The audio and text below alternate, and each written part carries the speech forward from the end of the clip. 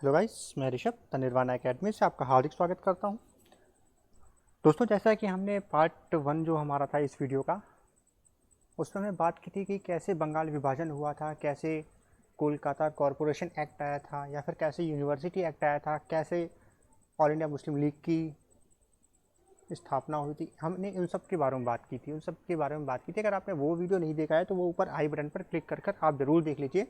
उसके बाद आप ये वीडियो देखिएगा आके, क्योंकि अगर आपने बीच से वीडियो छोड़ दिया है तो फिर आपको दिक्कत होगी। और उससे पहले की वीडियो भी हमने ऊपर अपलोड कर दी, पहले ही चैनल पर अपलोड किए जा चुके हैं। अगर आपने वो वीडियोज़ भी नहीं देखे हैं तो उसको भी जाकर ज़रूर देखिए, फिर आप इस वीडियो को देखिए।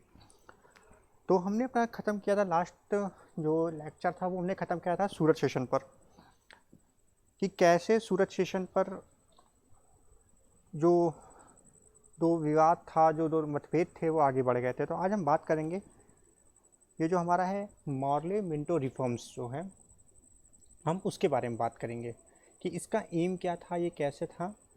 ठीक है, तो ये जो मॉर्ले मिंटो मिशन था ये 1909 में आया था। और जो यहाँ के लॉर्ड मार्ले थे ये सचिव थे इंडिया के, और जो लॉर्ड मिंटो थे वो वायसराय थे। इसीलिए इस एक्ट को मार्ले मिंटो रिफॉर्म्स के नाम से जाना जाता है। अब इसमें क्या किया गया था, मैं सिर्फ इंपॉर्टेंट पॉइंट्स आपको बताऊंगा कि इसमें जो सबसे बड़ा रिफॉर्म्स किया गया था कि जो इस विधानसभा में जो मेंबर्स थे जो 16 से बढ़ाकर 60 कर दिए गए थे। 16 मेंबर्स होते थे पहले, और उसके बाद उसको बढ़ाकर 60 तक कर दिए गए थे।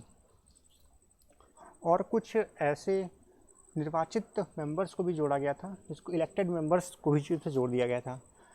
लेकिन जिसमें जो विधान परिषद के मेंबर्स थे, इनमें बढ़ोतरी की गई थी, इसे बढ़ाया तो गया था, लेकिन उनके पास कोई शक्तियाँ नहीं थी, कोई पावर नहीं थे। वो सिर्फ एक एडवाइजरी थे, वो सिर्फ सलाह दे सकते थे। जो बाकी मेंबर्स थे वो किसी भी बिल को पारित होने से रोक नहीं सकते थे, ना किसी बजट के ऊपर उनकी कोई पकड़ थी। और दूसरा जो था, एक इन अंग्रेज़ों जो थे, अंग्रेज़ थे, ब्रिटिशर्स थे, इन्होंने एक सांप्रदायिकता का जो बीज था, जो रिलीजन का बीज था, ये तो उन्होंने पहले ही बोने की कोशिश की थी बंगाल पार्टीशन का, और उसका एक फल इनको भी मिल गया था। जैसे ऑल इंडिया मुस्लिम लीग की जब बनी थी तो उसका फल भी मिल गया था। इन्होंने जो अपना अगला कदम उठाया था, इन्होंने इस रिफॉर्म से उठाया था,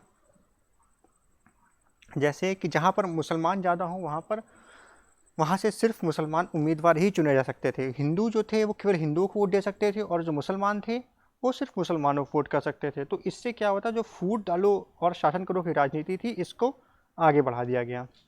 तो ये कुछ पॉइंट्स थे मार्ले मिंटो रिफॉर्म्स के। अब हम आगे बात करेंगे कि बंगाल विभाजन जो था उसको ख़त्म कैसे किया गया। तो दोस्तों, एक क्वेश्चन ये भी आ सकता है कि बंगाल विभाजन जो था इसको ख़त्म किसने किया था। ठीक है, तो इसका आंसर है लॉर्ड हार्डिंग। आपका क्वेश्चन कुछ इस तरह से बन सकता है कि बंगाल विभाजन को रद्द किसने किया था, Lord Curzon, Lord Minto, Lord Hardinge या लॉर्ड चेम्सफोर्ड ने। ठीक है, तो उस समय बंगाल विभाजन को निरस्त किया गया था लॉर्ड हार्डिंग के द्वारा। ठीक, तो अब बंगाली विभाजन निरस्त क्यों किया गया था, क्योंकि देखिए, जैसे ही ब्रिटिशर्स को लगा कि ये जो इंडिया में क्रांतिकारी जो टेररिस्ट मूवमेंट चल रही है, क्रांतिकारी चल रहा है, उसको रोकने के लिए बंगाली विभाजन, ये हुआ कि बंगाली विभाजन खत्म कर दिया जाए। और इसी समय 1911 में जो इंडिया की कैपिटल थी, भारत की कैपिटल थी, ब्रिटिश इंडिया की कैपिटल थी, इसको कलकत्ता से दिल्ली ट्रांसफ़र की गई थी, नई दिल्ली ट्रांसफ़र की गई थी। ठीक है, तो ये था कि भारत की राजधानी, अगर एक क्वेश्चन कभी पूछा जाए कि भारत की राजधानी दिल्ली, कलकत्ता से दिल्ली कब बनी, तो 1911 में बनी। तो जैसे ही ये कैंसिल हुआ बंगाल विभाजन, तो इससे सबसे ज़्यादा जो गुस्सा आया, सबसे ज़्यादा दुख हुआ, वो हुआ मुसलमानों को। क्यों? क्योंकि जब सबसे पहले जब बंगाल पार्टीशन हुआ था, तब ये कहा गया था कि बंगाल जो मुसलमानों के लिए अलग और हिंदुओं के अलग। लेकिन जैसे ही ये कैंसिल हुआ तो सारा जो ईस्टर्न बांग्लादेश था, ईस्टर्न पाकिस्तान था, वो भी इंडिया में जुड़ गया था। उस समय पूरा एक हो गया था, ढाका कुछ नहीं था, कुछ ऐसा नहीं था। इसलिए उससे मुसलमानों को बहुत प्रॉब्लम हुई थी और मुसलमान खुश नहीं थे।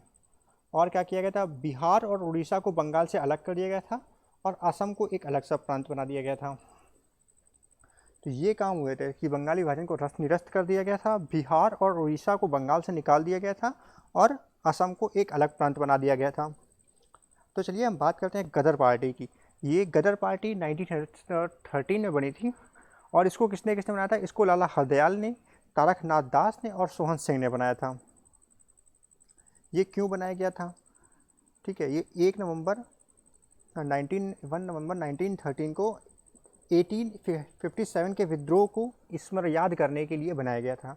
अब इसका नाम गदर क्यों लिया गया? क्योंकि गदर उस समय एक साप्ताहिक पेपर आता था जिससे ये नाम पड़ा गदर पार्टी। इसका मुख्यालय कहाँ था? इसका मुख्यालय सैन फ्रांसिस्को में था।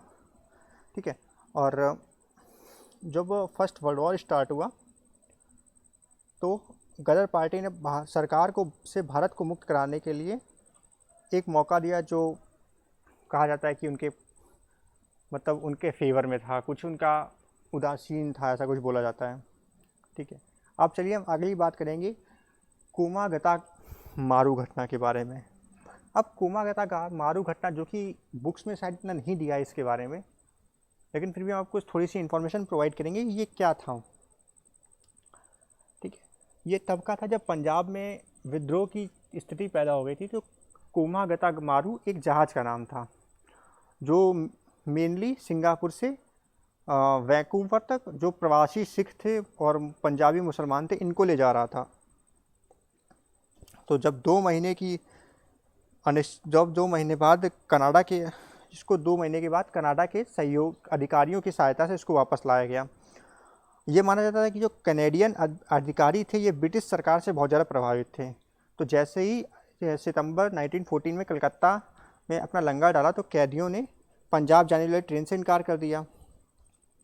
तो उसी के पास में, कलकत्ता के पास में, पुलिस के साथ जाने वाले 22 की मृत्यु हो गई। और इसी प्रकार पंजाब में एक जो विस्फोटक स्थिति थी ये स्टार्ट हो गई थी। तो ये था कुछ थोड़ा माफ़ कीजिएगा, कोमागता मारू घटना के बारे में। ठीक है, तो अब आते हैं कि फर्स्ट वर्ल्ड वॉर क्या हुआ। फर्स्ट वर्ल्ड वॉर जब हुआ था तब 1914 में हुआ था। तो जब और जैसे भारत उपनिवेश था ब्रिटिश का, तो उपनिवेश से अधिकार पाने के लिए यूरोपीय राष्ट्र के बीच हुआ था ये। तो युद्ध के समय ब्रिटिश सरकार ने भारतीय नेताओं से सहयोग की अपील की थी कि तभी जो इंडियंस जाके वर्ल्ड वॉर में ब्रिटिशर्स की तरफ से लड़े थे जाके, जैसा कि अब उन्होंने देखिए, अब ब्रिटिश सरकार ने बड़ी मात्रा में ऋण लिया था जो उनको वापस भी करना था। और उन्होंने भूमि, जो उनकी ज़मीन थी, लैंड को किराए पर देना लगे। जैसे लगान में उन्होंने वृद्धि कर दी और ब्रिटिश सेना में ज़बरदस्ती फोर्सफुली इंडियंस को भर्ती करने लगे। अब देखिए, अगर किसी के पास पैसा कम है तो बढ़ाने का क्या साधन था कि लगान देने लगो। ठीक है, लगान बढ़ा दो और जो डेली यूजेस की वस्तुएं थी इस पर कर लगा दो। ठीक है, ऐसा इन्होंने ब्रिटिशर्स ने बहुत सारा किया। तो उससे क्या हुआ कि जो इंडियन सोसाइटी थी इसका बहुत ज़्यादा विरोध करना पड़ा।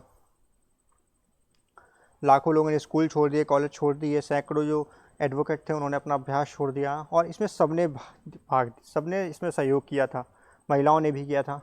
ठीक है, और उसके बाद कुछ ही समय बाद में गांधी जी ने भी इसमें किया था। गांधी जी ने अपना सफल सत्याग्रह किया था, चंपारण सत्याग्रह, खेड़ा सत्याग्रह, अहमदाबाद सत्याग्रह किसानों के लिए गांधी जी ने यहीं से स्टार्ट किया था। अब हम बात करेंगे इसके बाद लखनऊ सेशन की। ठीक है, अब ये लखनऊ सेशन, जो जिसको लखनऊ पैक्ट कहते हैं, ये 1960 में हुआ था और ये कांग्रेस का 31st पैक्ट था। ठीक, अब जो इसकी अध्यक्षता थी, इसका क्या था, अंबिकाचरण मजूमदार ने किया था। इसका जो अध्यक्षता थी 1916 में लखनऊ पैक्ट की। अब जो 10 साल के बाद में जो दो थे, नरमपंथी और गर्मपंथी दोनों अब या इस पैक्ट में एक साथ मिल गए थे, जो कि एक अच्छा संदेश था। क्योंकि कभी भी कहते हैं कि दो पार्ट अगर आपस, किसी की कुछ और मंशा थी, किसी कुछ और मंशा थी, इससे एक पूरा पावर नहीं मिल पा रहा था। एक जो कोई भी विद्रोह होता था, उसको रिवॉल्ट था, उसको पावर नहीं मिल पा रहा था। लेकिन जैसे ही दोनों एक साथ हुए तो उसको एक अच्छे से पावर मिल सका। ठीक, अब ये हो गया। दूसरा क्या हुआ था, लखनऊ पैक्ट इंपॉर्टेंट क्यों माना जाता है? देखिए, 2 कारण हुए थे। क्योंकि एक तो नरमपंथी गर्मपंथी दोनों एक साथ मिल गए। कांग्रेस और मुस्लिम लीग ने एक संधि पर हस्ताक्षर किया। ठीक है, उन्होंने निर्णय लिया कि वो खुद सरकार बनाने की मांग को एग्जीक्यूट करेंगे।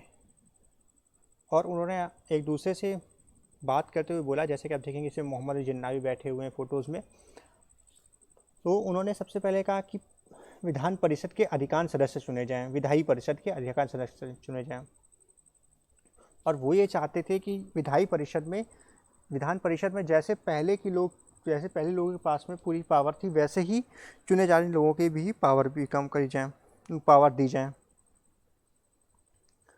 ठीक है, और एक काम वो ये भी करेंगे कि जो वायसराय जो थे भारत के, जो कार्यकारी परिषद में कम से कम आधी सीटें इंडियंस द्वारा भरी जाएं। कि मान लीजिए जैसे अगर 60 सीटें हैं तो कम से कम 30 सीटें वो भारतीयों द्वारा भरी जाएं। तो इसी के साथ में कांग्रेस और मुस्लिम लीग के जो फ्रेंडशिप काफ़ी मजबूत हो गई, और इससे हिंदू मुसलमान दोनों की भावना को बढ़ावा दिया। तो अब हम बात करेंगे आगे होम रूल लीग आंदोलन की। ये जो होम रूल लीग थी, ये आयरिश की तर्ज पर की गई थी, जो कि एक आक्रामक राजनीति की वो प्रतिनिधित्व करता था। और इसको किसने बना था? जो आयरिश थियोसोफिस्ट एनी बेसेंट ने आयरिश होम रूल की मतलब को देखते हुए इंडियन होम रूल का आंदोलन करने का फैसला लिया। तो जब बाल गंगाधर तिलक 1940 में रिहाई के बाद में जब इसको लीड करने के लिए तैयार थे, ठीक है, तो उन्होंने सरकार और नरमपंथियों को ये बोला कि आयरिश गृह शासक हैं वह प्रशासन में सुधार करेंगे तथा वे सरकार का विनाश नहीं चाहते हैं। वो ये चाहते हैं कि जितने एडमिनिस्ट्रेटिव प्रशासन था इसको सुधार कर लें, लेकिन वो ये नहीं चाहते थे कि वो सरकार का विनाश करें। तो इसी के लिए उन्होंने समाचार जो पत्र था उस समय न्यूज़पेपर था न्यू इंडिया, कॉमनवेल्थ, ठीक है, यहाँ पर अभियान चलाया।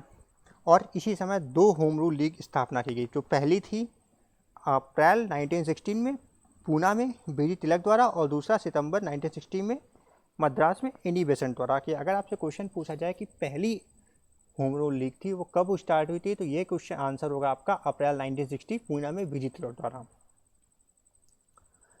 अब जो तिलक का आंदोलन था ये पूरे भारत पर नहीं था, ये कर्नाटक, मध्य भारत और बिरार पर था केवल। ठीक है, और जो एनी बेसेंट वाला था इसने पूरे भारत को कवर किया। जो तिलक वाला था इसने बम्बई को भी छोड़ दिया, लेकिन जो कुछ हिस्से थे, और लेकिन जैसे एनी बेसेंट वाला था इसने पूरे इंडिया को कवर किया था। अब इसके उद्देश्य क्या थे, क्यों होम रूल लीग बनाई गई? अब देखिए, उद्देश्य था कि ब्रिटिश साम्राज्य के भीतर खुद की सरकार बनाना, मतलब देश को आज़ाद कराना। उस समय ये नहीं था, उस समय सिर्फ इतना था कि ब्रिटिश सरकार रहे तो रहे, लेकिन हम अपनी सरकार बना लें। ठीक है, पहला ये था। और दूसरा कि लैंग्वेज के आधार पर स्टेट बनाए जाएं। तीसरा क्या था कि जो स्थान के अकॉर्डिंग शिक्षा दी जाए। ये 3 कारण थे, ये जो 3 कारण की बात की गई थी। ठीक है, तो इस होम रूल लीग के साथ में हमारा ये लेक्चर ख़त्म होता है। अगर आपको ये लेक्चर अच्छा लगा हो तो इस वीडियो को लाइक कीजिएगा, हमारे चैनल को सब्सक्राइब कीजिएगा, शेयर कीजिएगा, क्योंकि दोस्तों एक वीडियो बनाने में काफ़ी मेहनत लगती है। हम आपके लिए ऐसी फ्री वीडियोस लेकर आ रहे हैं, तो आप इस चीज़ को इग्नोर मत कीजिए दोस्तों। एक लाइक कर दीजिए, चैनल को सब्सक्राइब भी कर दीजिए, आपको अच्छी वीडियोस ऐसी मिलती रहेंगी। प्लीज़ यार इस बार सब्सक्राइब कर देना। इसी के साथ ये वीडियो खत्म होता है। धन्यवाद।